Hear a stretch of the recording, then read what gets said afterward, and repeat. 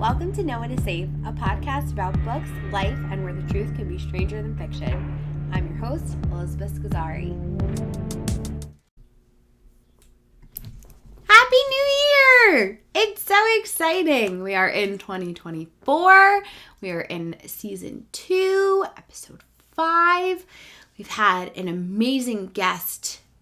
We've had a couple of fun stories, I think.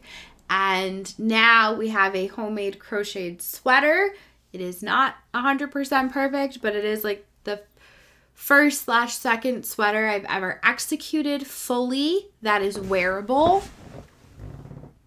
It's a crop top sweater. Feeling cute. I did wear it on my birthday, but we are in January and it's like the perfect sweater just to like be in a hug. So, welcome back. We are going to be talking about the last 3 books that I have read in the Pretty Little Liars series.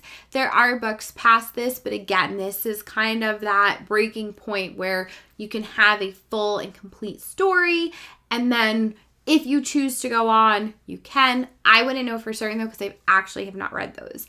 So we're going to talk about those. We're also going to have to give me, or we're not going to have to. I'm going to request that you give me some grace because the level of organization for this episode is kind of on par with the fact that like I don't think time is real and I sometimes get a little confused when I do too much at once. So while I'm only focusing on podcasting right now, I did power through Killer, Heartless, and Wanted, which are the last 3 books again, that we're talking about for Pretty Little Liars for this. So it's book 6, Killer, which we already talked about in the previous episode, book 7, which is Heartless, and Wanted, which is 8. So instead of being the repetitive narrator that I like despised from Killer, book 6 of Pretty Little Liars series, we're just gonna focus on Heartless and Wanted. Both Heartless and Wanted, the story just like kept getting better and better for me.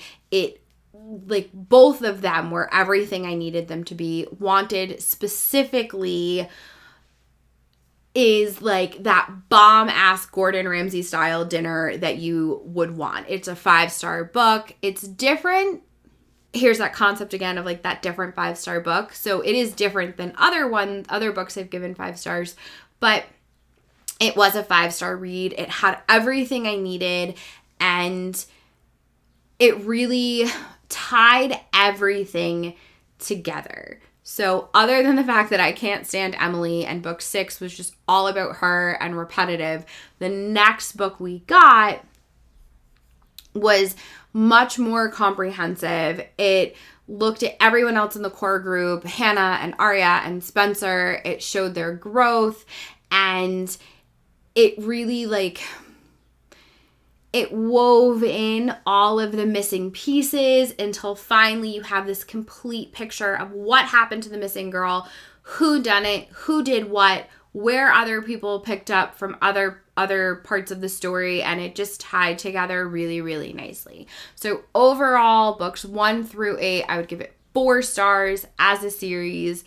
Definitely worth checking out if it's something that, if like teen drama or teen mystery is something that you enjoy or want to check out, I would recommend this series. To loop it all back into the show, there's like that awkward stage between season 6 and season 7, and it kind of gets really shitty, but once you get out of that, it's really interesting again how everything ties together. Again, this is the show, not the book series.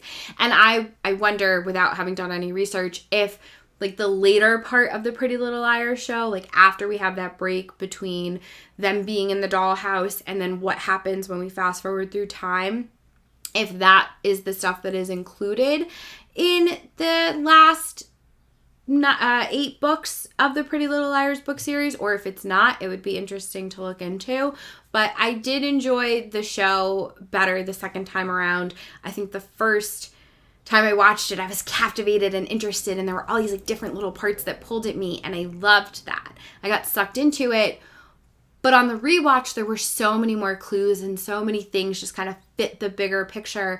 And I was less enamored by like the forced relationship of Ezra and Arya, or how, certain things just kind of felt so romanticized. And then you watch them back and you're like, but there's really nothing there. And maybe it's because I watched it when I was 23 and 33. So that 10-year gap, I learned a lot of stuff. So maybe it was just that, but it was an interesting series to read, an interesting TV show to watch, definitely a different perspective the second time around. And I would actually say that for both, because the first time, I don't know if I talked about it yet, but the first time I read the Pretty Little Liars series of books, I had read them too quickly. And I don't actually remember if I got past the first book or if I read like a whole bunch of them. I power read through them and then didn't remember anything, and I got very confused, and I was very into the show at the time, so I think it was hard for me to translate back and forth, for my brain to be able to switch back and forth, because what I was watching on the show wasn't translating to the books, and the books wasn't translating to the screen. So I kind of just like forgot about reading the books and just focused on the show. This time, I will say, with new perspective and also doing them one and then the other, it was much more beneficial. I was able to get more out of both. Another second time around that I have mixed feelings about, perhaps there's a reason we don't reread our favorite stuff, was Wuthering Heights by Emily Brontë. So when I first read it back in 2015 or 2016, I was much younger, had a very different idea of what love was, what love could be, what love should be. And like even just like how I romanticize things was very different. But when I read it the first time, I was like aggressively in love with the story, the heights, the setting, Heathcliff and Kathy, and everything about them, to the point where like I forgot that theirs is only the first half, and then the second half of the book is actually what happens to like the younger generation. And spoiler alert, although I think everyone's kind of picked up where I'm going by now, I don't think it's actually spoiling anything, but I felt completely different about it the second time I read it. Like, I still loved the story. I still loved reading it. But Hareton, who I, again, like couldn't even remember because I was just like so swept away with Heathcliff and Kathy, I actually really liked him much better this time, as well as the daughter, Kathy. Like, I liked their storyline more this time reading it. I also could not stand Kathy. Like, selfish, stubborn, inconsiderate. I understand that, like, it was a different time and, it was a different era, different mentalities. She didn't mean to hurt Heathcliff's feelings. Maybe she felt like she had no other options. But, like, her whole attitude toward Heathcliff was kind of infuriating, especially for, like, someone that she loved so much. Perhaps I'm reading too many modern-day romances. Although if we go back and check, I have not been reading that many. But I think it'd be called a miscommunication trope these days, because she says something out of context. He only hears part of it. That we believe. We believe he only hears part of it. Who knows? He could have stayed for the whole thing. I think the narrator said, like, oh no, or the housekeeper, whatever, the woman was like, no, I saw him walking away after she said it. But, like, she didn't actually see it. She just supposed it. So who knows? Heathcliff could have heard the whole conversation. Either way, Kathy's a bitch. Kathy's a bitch. I'm saying it. I said what I said. Kathy is a bitch. And Heathcliff, where, like, back in the day, I was like, oh my God, but I still love him. He's not a great person, but I love him. This time, I'm a little more set in my, like, life is a choice. Yes, things do happen to us. Things that we cannot control. However, we can control how we choose to handle it. If we choose to become the victim, if we choose to have a victim mentality, if we choose to harbor bad feelings, to let our resentment fester, to let that grow into hate. We have choices at every turn. Heathcliff chose to say, she doesn't love me, she broke my heart, fuck you world, I condemn thee. And that is his fault. He is responsible for his feelings. Maybe we can't control how we feel, but we sure as shit can control how we let it impact our beliefs, our outlook, our day, how we choose to treat other people, and he failed. He became a horrible, miserable fucking person because he let his heartbreak overtake his life. And quite frankly, his heart was broken by a shallow ass bitch. And maybe that's aggressive. Maybe I'll watch this video one day and be like, oh, that was so mean of me. And yeah, it is a little mean. But the first time I read it, I was so enamored with them. And then to read their love story again now and be like, that's not real love. Like, none of this is how it's supposed to go. It was just upsetting. Like, I was disappointed in Heathcliff. I wanted more from him. I didn't like her. And so I don't know. I still love the scenery. I love the moors. I love the different iterations of like the generations and how, you know, something that happened during this generation, how it's impacting this one, and, you know, that the trajectory of everyone's life. And it is a very sad story. We can't talk to my mother about it. My mother just instantly cries and like loves their love and refuses to see anything past their love story. But that's okay. Everybody's different. If that's how she feels, that's how she feels. Let her have her feelings and her love. It is beautiful. But if we are going to talk about beautiful, I don't know why I'm doing so many correlations to TV and books lately, but apparently this is where we're at right now. At least this moment in time, which again, I don't remember if I said it this time or not, but time is not real. It's made up. It's a language. It's a language construct, so we kind of show up at the same time and like also can control others, but it's not real. At least that's my opinion. That's been my opinion my whole life. Like, it's not real. It's made up. And so getting back on track to something that is real is the Wuthering Heights BBC special that was, if I'm not mistaken, it was directed by Tom Hardy, but I know he starred in it. He and his wife starred in it. It is so good. It's like a cinematically beautiful movie, if I remember correctly. It's been like a number of years since I've seen it. But I would recommend the movie if you don't feel like reading the book. It is in Old English, or if it's just like not your cup of tea, perhaps the movie might be enjoyable for you. I really enjoyed it, but it also did make me like think about, I loved Jane Eyre. Jane Eyre was one of my favorite books from that time period, and now I'm wondering if I read it, would I still feel the same way? So I'm wondering like what I learned in the 20 years that might impact how I see Jane Eyre. So perhaps I will revisit it. We'll see. I have a lot of books on my TBR this year, so we'll figure it out. But the last book that I read that we're going to talk about at least, that is love.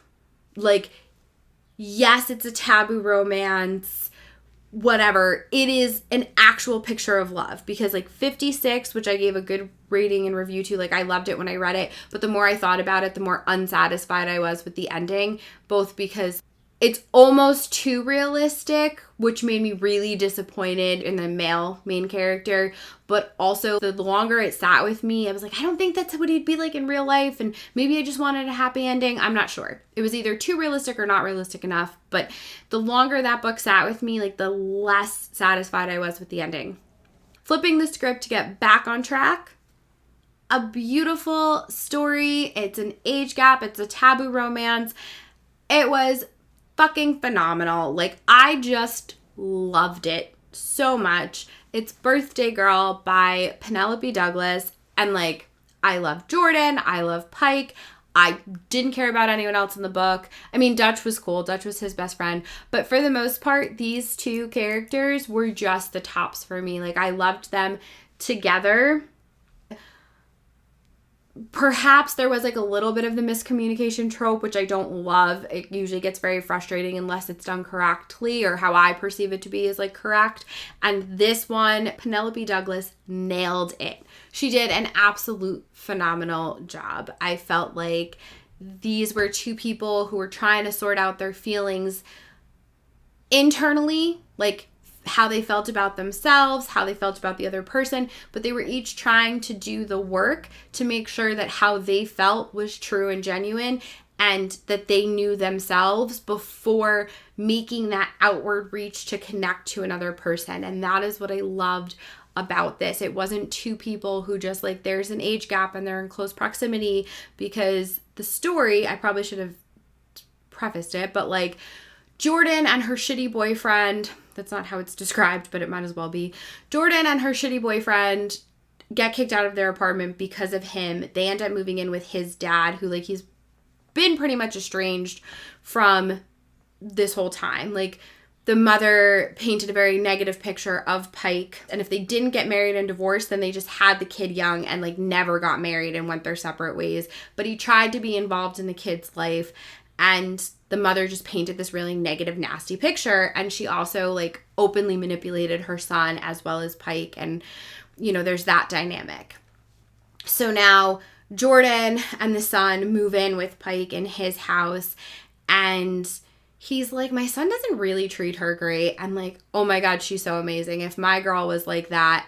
And it kind of like plants the seeds. I am skipping over like a very small part in the beginning where actually the two of them meet not knowing who the other person is, and they share this really amazing bond, and it gets them both really excited. But she's like, well, I have a boyfriend, and he's like, oh, you're very young and whatever. Then they realize like that they have a person in common and who that person is. So Pike is actually 38 or 39, but I feel like he was written older. I feel like, and I'm speculating, I don't know Penelope Douglas's, you know, point of view or her experiences. I can't speak to that. But it made me wonder if because Jordan was 18 or 19 and, you know, very mature for her age, which is possible. Like, you can be immature and mature at the same time in that age, or you can be adult without being mature. You know, there's a lot of different options, especially at 18 or 19, because you are in so much of your life. I almost wonder, because he was written older, in my opinion, he was written older, but given this number, and I was just curious if it was like a number that made their ages work and were like far enough away to be age gap, but close enough to not be inappropriate, or if like I just have not met 38 and 39-year-old men who have their shit together. With that being said, I've known men in their 40s that still don't have their shit together, and probably at this point are not going to. Like, whatever they have together as their package shit is about as good as it's getting. So maybe it's my experience versus another, but either way, I don't give a fuck how old they were. Well, obviously, like, she needs to be of the age of consent, because when I read books, I read them like they're real life, whether or not they're fantasy, fiction, science fiction. I just read them like they're real life. I loved them together, and I loved how they were written. I loved how they fell in love. I probably should have said spoiler alert, but we're way past that now. So if you are looking for a 4-star book that has this beautiful love story with interesting characters, that has a happy ending, I would say that the sex that they did have, 4-star spicy. I just don't think it was like a very smutty book. I think there was sex, but it wasn't like, oh, so much sex. But my definitions of genres are all skewed. Like, horror books, we'll talk about them one day, not today, but like that's a whole other fucking mind-boggling thing for me to address. I wouldn't say it's an over-the-top smutty book, but again, my standards might be a little fucked. 4 stars, 4 spice. Read it. I loved it. I think it was great. I think it was well written with good characters, good love story, all together. So now, when I say my standards are fucked, I actually saw a video that someone posted on Instagram a couple of weeks ago. It might have been longer now, but like, it was this weird thing that people seem to be doing on the internet of like, my kink is kinkier than yours. And like, by no means am I saying that. I don't think that that's true. I think we're all on a pretty level playing field, because what you do is for you and the person or persons that you're doing it with, and it has like nothing to do with anybody else. Have I been told that the things that I think are like normal are not normal? Yes, but I'm pretty sure that still applies to most people. I have this way of living my life where weird shit sometimes happens to me that other people are like, that's not normal, like that shouldn't happen to you. And so a great example, I was 16, I think at the time. I was looking for a DVD that like I swore I had, but I couldn't find. But then my mom was like, well, you lent it to your one friend, and it was a friend that she didn't love at the time. And so I was like, well, I think I got it back and whatever. So my mom was like really hell-bent that my friend had taken it. And so I was digging through looking for something else, and just like, you know, Murphy's Law, true to form, whatever you want to call it, I happened to find this DVD because it's not what I was looking for. So I grab it, I go to the top of the stairs. We lived in an apartment. It's a full flight of stairs, then like a platform, and then 2 stairs on like, so 2 stairs over here, the platform, and then like the staircase. So I'm at the top of the staircase and I'm like, I found it. And when I went like this, my pajama pants that I had on were under my feet. Whoop. And I went down the stairs. Boom, boom, boom, boom, boom, boom, boom, boom, boom. The back of my neck, like that bump back there, hit every single fucking step. And apparently so did my elbow. So now my mom, who's like a chronic worrier, panicker, end of the world kind of, you know, all the time, lives in like a perpetual state of fight or flight. So she's in the kitchen, which is underneath the stairs. She hears the whole thing transpire. And my stepdad was sitting on the couch. And I looked at him and he looked at me, and I'm kind of in like a state of shock. And so I'm like, I'm fine. And he shouts to my mom, it's fine, Anna, it's fine. And so I looked at him. I didn't know what to do. And I like couldn't really move my whole arm. So like he went to the kitchen to get a bag of frozen peas or whatever. And I think it was actually a frozen bag of peas, which is funnier because like, you know, how often does that actually really happen? So I'm standing there and I'm waiting for him, and I can't move the forearm part. Like I can't move my forearm. I can move my shoulder. So I picked it up and I pulled it all the way back to like my right shoulder. It's my left arm. So I pulled it all the way back to my right shoulder and I just threw it as hard as I could. I went, and it clicked. And what I found out later, talking to my chiropractor, was that you can in fact dislocate your elbow. And by throwing it and having it go, it clicked back into place. It healed. It was great. Coincidentally, my right one is actually a little pointier. So when I go to like stick it in like the door handles that pull down, I can get it in there. My left one, that was the one that was dislocated, is a little more rounded out. So I can't get it in there as well. Go figure. Probably because I was not qualified to put my elbow back in. But years and years later now, it's like, that's when I'm like 16 or whatever. I'm 34 now. So someone math that. 12? That's not even close to right. 16 to 34? Yeah, that's 12. I'm going with 12. 12 sounds like the right answer. I'm not even going to double check it. So this many years later, I am an adult. I'm having adult sex. It's great. It's like really, I'm going to get like all flustered under the collar, despite the fact that it's like a relatively open crocheted sweater that I am wearing. I'm like going to get all hot under the collar. It was very good adult sex. And my legs happened to be like flush against my guy's very large, very muscly chest. And so his beautiful muscly arms are wrapped around my legs. And he went to pull me closer, but also up. So just imagine, if you will, if you're not looking at the video, you're the big dude, feel it well, big dick energy. You are standing there with legs flat against your chest. Someone's heel is up here by your collarbone jaw. Like your arms are wrapped around someone's knees and you go to pull up and back. Well, I'm now being me again. I am the person on their back with their legs up in the air. And like everything just feels amazing. It's building, every thrust, every lift. And then all of a sudden, in the midst of this like amazing moment, I'm getting pulled up and closer. And there's 2 parts of my brain. The one that says, oh my God, yes. And the other one that goes, holy fuck, ow. And both happened at the same time. And so now, like, we're still having sex, but like at a slower, calmer pace. And we're looking at each other. And I'm like, and he's like, well, can you move? Like, what is happening? And I'm like, I don't think I can move my leg. Again, while this is happening, this physical pop of pain, I'm having sex that feels amazing in the midst of like, you know, it feels really good. You know what happens. I love how I'm like trying in the middle of a story about sex to like not embarrass my grandmother. I feel like that ship is long since, like that might be back there with like the Santa Maria. Also, keeping in mind, that's like the one part. The other part is I enjoy pain within like a threshold. So like get off on it within a threshold. So now my brain's all confused. That hurt and like really hurt, not felt good hurt, while everything else is feeling good.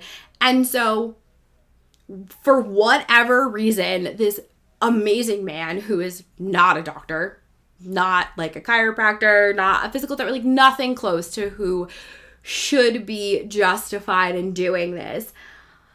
Like, I'm not even 100% sure what he did specifically, but he said the words, okay, just relax. So we're still having sex. I relaxed, tried to focus on that and not my knee. And he did something, then says, how does this feel? And for whatever fucking thing he did, there was like an actual pressure point of pain. And then it was fine. I could like move my leg again. And we were all 100% good and great and moving on. And then like once we were done having sex, we started laughing like hysterically over the thought that like perhaps I did in fact dislocate my knee while having sex. And so because my transitions are always so flawless, it's now like a couple weeks later and I'm back in New Jersey at the chiropractor.